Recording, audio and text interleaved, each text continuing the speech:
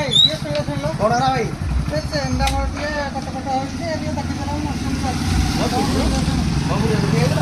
ହଁ ଭାଇ ଦେଖିଦେବା ଆଉ ଚେନ୍ କଣ ଲକ୍ ଯାଇଥିବ ତାହେଲେ ଦେଖିଦେବା। ହାଇ ସାଙ୍ଗମାନେ ଜୟ ଜଗନ୍ନାଥ। ଆଜି ଆମର ଟିକେ ଗୋଟିଏ BS6 ସ୍ପ୍ଲେଣ୍ଡର ପ୍ଲସ୍ ଗାଡ଼ି ଆସିଛି ଭାରି ନିଜ କମ୍ପାନୀ। ତେଣୁକରି ଭାଇଙ୍କର ଚେନ୍ଟି ଖାଲି କଟ ହେଉଥିଲା। ଭାଇକି ମୁଁ କହିଲି ଭାଇ ଚେନ୍ ଲକ ଯାଇଛି ଏଣୁକରି ଖୋଲିକି ଚେକ୍ କଲା ପରେ ଦେଖୁଛି ଚେନ୍ ଲକଟି ଖାଇଯାଇଛି। ଆମେ ତାପରେ ନୂଆ ଲଗେଇଲୁ ଲଗେଇକି ଖାଇଲା ପରେ ତାପରେ ଚେନ୍ କମ୍ପାନୀ ଗଣେଇଦେବା ଆଉ ଭାଇକି ଟ୍ରାଏଲ୍ ପାଇଁ ପଠେଇଦେବା।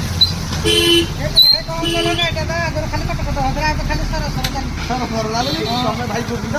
ଖୁସି ଆଉ ଏତିକି ତ ହେଲେ ହେଲା ଆଉ କୋଉ ଗ୍ୟାରେଜ ନଉଥିଲେ କଣ କହୁଥିଲେ? ଆର ଗାଡ଼ିରେ 900 ଟଙ୍କା କହୁଥିଲା ଟଙ୍କା 30 କରିଦେଲେ କହିଲେ ମତେ ଭଲ ହେଇଛି ଭାଇ ଏଇଟା ସବୁ ଆଡଜଷ୍ଟରେ ହୁଏ ଆମର କିଛି ନୂଆ ଲାଗେନି ଆଉ ନା ଆମର ଟଙ୍କା 30 ହେଲା 1000 କାହିଁ ଦବ ମତେ ନୂଆ ଲାଗିଥିଲେ ଖୁସି ହେଲା ଏତେ ବାଟ ହେଲା ତ ଆଉ